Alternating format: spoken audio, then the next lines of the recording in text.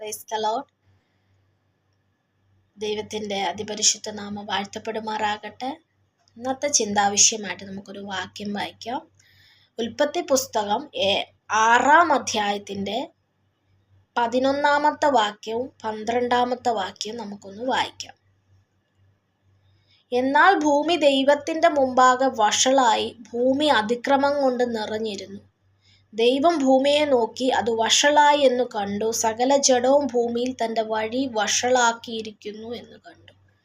ആമേൻ, സ്തോത്രം. അല്ലേ, വളരെ നെഗറ്റീവായിട്ടുള്ള ഒരു കാര്യം അല്ലേ. ദൈവം ഉണ്ടാക്കിയ ഭൂമിയെ ദൈവം നോക്കുമ്പോൾ മനുഷ്യനെല്ലാം എന്തായിക്കൊണ്ടിരിക്കുകയാണ്? വഷളായിക്കൊണ്ടിരിക്കുകയാണ്. അവൻ്റെ വഴിയെ അതിക്രമിച്ചിരിക്കുകയാണ് മനുഷ്യൻ. ദൈവം തൻ്റെ സ്വന്തം ശ്വാസത്താൽ ഉണ്ടാക്കിയ മനുഷ്യൻ യഹോവയ്ക്ക് വിരോധമായി അവൻ്റെ വഴികളിൽ നടപ്പാൻ ഇഷ്ടപ്പെടുന്ന ഒരു കാലം. എങ്കിൽ ഈ ഒരു വചനത്തിൽ ഏറ്റവും സന്തോഷകരമായൊരു കാലം, അല്ലെങ്കിൽ ഏറ്റവും സന്തോഷകരമായ ഒരു വസ്തു നമുക്കത് വായിക്കാൻ പറ്റുന്നത് ഇപ്രകാരമാണ്. അതായത് അതിലെ 8-ാമത്തെ വാക്യം, എന്നാൽ നോഹയ്ക്ക് യഹോവയുടെ കൃപ ലഭിച്ചു. ആമേൻ, സ്തോത്രം. ഇന്നത്തെ ഈ കാലഘട്ടത്തിലും ഈ ലോകം, യഹോവ ഉണ്ടാക്കിയ ഈ ലോകം നശിച്ചുകൊണ്ടിരിക്കുകയാണ്. ഇന്നത്തെ തലമുറകൾ മയക്കുമരുന്നിനും പലവിധമായ അടിമകളായിക്കൊണ്ടിരിക്കുന്ന ഈ കാലഘട്ടത്തിൽ നോഹയെ പോലെ ചിലരെ കർത്താവിന് വേണ്ടി ദൈവം അന്വേഷിച്ചു കൊണ്ടിരിക്കുകയാണ്. ആമേൻ, സ്തോത്രം. നോഹയ്ക്ക് എന്താണ് ഇത്ര പ്രത്യേകത? ഇവിടെ വചനം വായിക്കുകയാണ്, നോഹ ദൈവത്തോട് കൂടെ നടന്നു, അവൻ നീതിമാനായിരുന്നു, അവൻ നിഷ്കളങ്കനായിരുന്നു. ആമേൻ, സ്തോത്രം. നീതിമാനായിരുന്നു, നിഷ്കളങ്കനായിരുന്നു. അവൻ എന്ത് ചെയ്തു? ദൈവത്തോട് കൂടെ നടക്കുവാനായിട്ട് ഇടയായിത്തീർന്നു. ആമേൻ. ഒരു സെക്കൻഡ് നിങ്ങൾക്കും എനിക്കും ചിന്തിക്കാം, നിങ്ങളിപ്പോൾ ആരുടെ കൂടെയാണ്? അതായത് ഈ ലോകത്തിൻ്റെ ഒപ്പമാണോ നിങ്ങളുടെ സഞ്ചാരം? 24 മണിക്കൂറുകളിൽ എത്ര മണിക്കൂറാണ് നിങ്ങൾ ദൈവത്തിന് വേണ്ടിയും അവൻ്റെ വേലയ്ക്ക് വേണ്ടിയും മാറ്റിവെക്കുന്നത്? നിങ്ങൾ ജോലി ചെയ്യുന്നവരായിരിക്കാം, പഠിക്കുന്ന കുഞ്ഞുങ്ങളായിരിക്കാം, എന്ത് തന്നെ ആയാലും നിങ്ങൾ ഇപ്പോൾ ആരുടെ ഒപ്പമാണ്? അതായത് ഈ ലോകത്തിൻ്റെ മോഹങ്ങളിലേക്ക് നിങ്ങൾ എന്തെയാണ്? ചേർന്ന് നടക്കുന്ന കുഞ്ഞുങ്ങളാണ്. 1-ാം സങ്കീർത്തനം ഇപ്രകാരം പറയാണ്, രാപ്പകൽ യഹോവയുടെ വചനങ്ങളെ നമ്മൾ ധ്യാനിക്കുന്ന കുഞ്ഞുങ്ങളായിരിക്കണം. അവൻ എല്ലാ കാലത്തും ഫലം കായ്ച്ചുകൊണ്ടിരിക്കും. ആമേൻ, സ്തോത്രം. അല്ലേ? അപ്പോൾ നോഹയെ ദൈവം ആ തലമുറയിൽ നിന്ന് വേർതിരിച്ചു എങ്കിൽ ഇന്നത്തെ ഈ തലമുറയിൽ ക്രിസ്തു നമ്മളെയും അന്വേഷിക്കുകയാണ്. ഈ തലമുറയിൽ നിന്ന്, ഈ പാപത്തിൽ നിന്ന് മാറി നടപ്പാൻ ഇഷ്ടപ്പെടുന്ന, അല്ലെങ്കിൽ പാപത്തെ വെറുക്കുന്ന ഒരു തലമുറയെ ദൈവം എന്ത് ചെയ്യാണ്? അന്വേഷിക്കുകയാണ്. നമുക്ക് 2-3 കാര്യങ്ങൾ കൂടെ ചിന്തിച്ചിട്ട് ഈ ഒരു ഭാഗം നമുക്കിവിടെ അവസാനിപ്പിക്കാം. അതായത് നോഹ ദൈവത്തോട് കൂടെ നടന്നപ്പോൾ ദൈവം എന്തെല്ലാം കാര്യങ്ങളാണ് അവൻ്റെ ലൈഫിൽ ദൈവം അവന് ചെയ്തു കൊടുത്തത്. ആമേൻ, സ്തോത്രം. ദൈവം പറഞ്ഞ പ്രകാരം അവനൊരു പെട്ടകമുണ്ടാക്കി, ഒരു അനുസരണക്കേടും കാണിച്ചില്ല. ദൈവം എത്രയാണോ വീതി പറഞ്ഞത്, നീളം പറഞ്ഞതനുസരിച്ച് നോഹ എന്ത് ചെയ്തു? തൻ്റെ ഇഷ്ടപ്രകാരമല്ല, യഹോവയുടെ ഇഷ്ടപ്രകാരം തന്നെ നോഹ എന്ത് ചെയ്തു? ഒരു പെട്ടകമുണ്ടാക്കി. ആമേൻ, സ്തോത്രം. അതിൽ 6-ാം അധ്യായത്തിൻ്റെ 22-ാമത്തെ വാക്യത്തിൽ പറയുന്നു, ദൈവം തന്നോട് കൽപ്പിച്ചതൊക്കെയും നോഹ ചെയ്തു, അങ്ങനെ തന്നെ അവൻ ചെയ്തു. ആമേൻ, സ്തോത്രം. ഇനി ദൈവം ചിന്തിക്കുമ്പോൾ, ഞാൻ പറഞ്ഞ അനുസരിച്ച് തൻ്റെ ഭക്തനോട് ദൈവം ചെയ്ത 1-ാമത്തെ കാര്യം, തൻ്റെ ഭക്തനോട് അവൻ എന്ത് ചെയ്തു? ഒരു നിയമം ചെയ്യുവാനായിട്ട് ഇടയായിത്തീർന്നു. അതായത് 18-ാമത്തെ വാക്യം, നിന്നോടോ ഞാനൊരു നിയമം ചെയ്യും. അത് കുറച്ച് കയറ്റി വായിച്ച് ഇപ്രകാരം പറയാണ്, ഞാൻ ഭൂമിയിൽ ഒരു ജലപ്രളയം വരുത്തും, ഭൂമിയിലുള്ളതൊക്കെയും നശിച്ചു പോകും, എന്നാൽ ഞാൻ നിന്നോട് എന്ത് ചെയ്യും? ഒരു നിയമം ചെയ്യുവാനായിട്ട് ഇടയായിത്തീരും. അപ്പോൾ എന്നെ കേൾക്കുന്ന പ്രിയ സഹോദരങ്ങളെ, ദൈവത്തോട് കൂടെ നടക്കുന്ന ഒരു കുടുംബത്തെ എത്ര ജലപ്രളയം ഉണ്ടാക്കിയാലും, അതായത് ഈ ഭൂമി നശിച്ചു പോയാലും, ദൈവം എന്ത് ചെയ്യും? ആ ഭവനത്തെയും ആ കുടുംബത്തെ ഓർക്കുവാനായിട്ട് ഇടയായിത്തീരും. തൻ്റെ ഭക്തനോട് യഹോവ ചെയ്ത തൻ്റെ നിയമത്തെ അവൻ മറന്നു കളയാൻ അവിശ്വസ്തനായൊരു ദൈവമല്ല നമ്മൾ ആരാധിക്കുന്നത്. ആമേൻ, സ്തോത്രം. അതുപോലെ തന്നെ ഈ വചനം മുന്നോട്ടേക്ക് വായിക്കുമ്പോൾ യഹോവ പറഞ്ഞ പ്രകാരം നോഹയും മക്കളും മരുമക്കളും ഭാര്യ എല്ലാവരും കയറി പെട്ടകത്തിൻ്റെ അകത്ത് കയറി. യഹോവ എന്ത് ചെയ്തു? നോഹയുടെ പെട്ടകത്തിൻ്റെ വാതിൽ അടച്ചു. ആമേൻ, സ്തോത്രം. എന്നെ കേൾക്കുന്ന പ്രിയ സഹോദരങ്ങളെ, ദൈവത്തിൻ്റെ വചനപ്രകാരം അനുസരിക്കുന്ന ഒരു കുടുംബമാണോ നിൻ്റേത്? എങ്കിൽ നിന്റെ പെട്ടകത്തിൻ്റെ വാതിൽ അടയ്ക്കുന്നത് ദുഷ്ടനല്ല. ആരായിരിക്കും?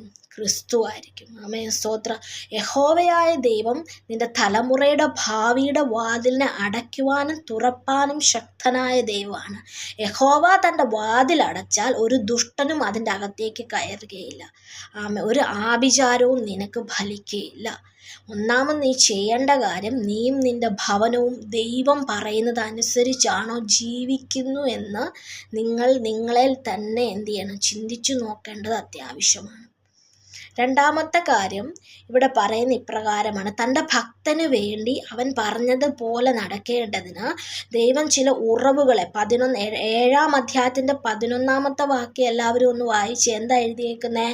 അന്നു തന്നെ ആഴിയുടെ ഉറവുകളൊക്കെയും പിളർന്നു, ആകാശത്തിൻ്റെ കിളിവാതിലുകളൊക്കെയും തുറന്നു. ആമേൻ. തൻ്റെ ഭക്തന് വേണ്ടി ദൈവം എന്ത് ചെയ്തു? ചില ഉറവുകളെ തുറക്കുവാനിടയായി തീർന്നു. ചില കിളിവാതിലുകളെ ദൈവം തുറക്കുവാനായിട്ട് ഇടയായി തീർന്നു. ഈ ദൈവം തന്നെ 8-ാമത്തെ വാക്യത്തിൽ ഇപ്രകാരം, അല്ലെ, ഭൂമി നശിച്ചു എന്ന് കണ്ടു. ഭൂമി ദൈവം പറഞ്ഞ പ്രകാരം ജലപ്രളയ നിമിത്തം എല്ലാം നശിച്ചു. പക്ഷെ ദൈവം എന്ത് ചെയ്തു? 8:1 ഉൽപ്പത്തി പുസ്തകം 8-ാം അധ്യായത്തിൻ്റെ 1 ഇപ്രകാരം പറയുകയാണ്: ദൈവം നോഹയെയും അവൻ പറഞ്ഞ അനുസരിച്ച മൃഗങ്ങളെയും അതുപോലെ തന്നെ സകല ജീവികളെയും സകല മൃഗങ്ങളെ ഓർത്തു. ആമേ. തൻ്റെ വചനം അനുസരിച്ച മൃഗങ്ങളെ ആ മൃഗങ്ങളെ വരെ മറക്കാത്തൊരു ദൈവമാണ് നമ്മുടെ ദൈവം. എത്രയോ വലിയ ശ്രേഷ്ഠനായ ദൈവം, അല്ലേ? അപ്പം ആ മൃഗങ്ങളെ ദൈവം എന്ത് ചെയ്തു? ഓർത്തു. ദൈവം എന്ത് ചെയ്തു? ഈ ഭൂമിയെ നശിപ്പിച്ചിട്ട് പിന്നെ പറയാണ്: ആഴിയുടെ ഉറവുകളും ആകാശത്തിൻ്റെ കിളിവാതിലുകളും അടഞ്ഞു, ആകാശത്തു നിന്നുള്ള മഴയും നിന്നു. അപ്പം ഞാനും നീയും ആരാധിക്കുന്ന ദൈവം തൻ്റെ ഭക്തനോടൊരു നിയമം ചെയ്താൽ ആ നിയമം അതുപോലെ തന്നെ ചെയ്യുവാൻ ശക്തനായ ഒരു യഹോവയാണ് നമ്മൾ ആരാധിക്കുന്നത്. അപ്പം നിനക്ക് വേണ്ടി ചില ഉറവുകളെ തുറപ്പാനും ചില കിളിവാതിലുകളെ തുറപ്പാനും യഹോവ എന്താണ്? ശക്തനാണ്. ആമേൻ, സ്തോത്രം.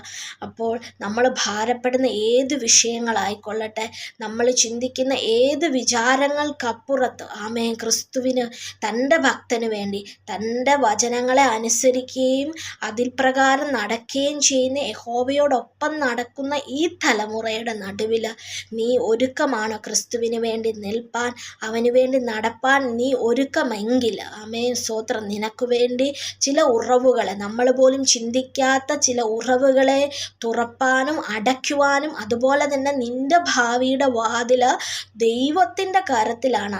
ദൈവമാണ് അതിനെ അടയ്ക്കുന്നതും തുറക്കുകയും ചെയ്യുന്നത്. തക്ക സമയമാകുമ്പോൾ ദൈവം എന്ത് ചെയ്യും? പുതുവഴികൾ നിനക്ക് തുറന്നു തരും. നമ്മൾ ചെയ്യേണ്ട കാര്യം എന്താണ്?